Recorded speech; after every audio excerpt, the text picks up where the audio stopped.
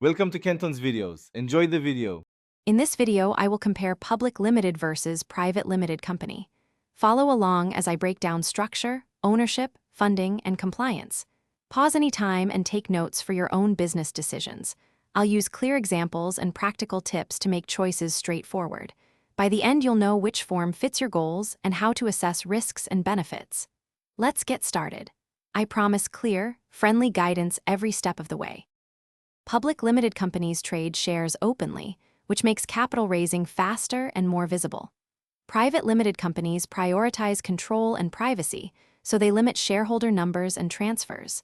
Regulatory burdens and disclosure are heavier for public firms, increasing compliance costs.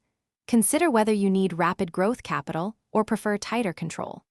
These trade-offs affect board structure, investor expectations, and long-term strategy. So match legal form to your business goals.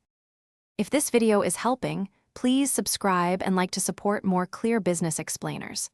On another note, quick recommendation.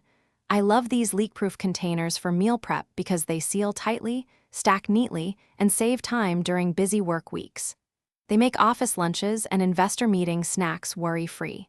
Check the description for the link and other deals, and now let's get back to the video. Decide based on funding needs, desired control, and tolerance for public scrutiny.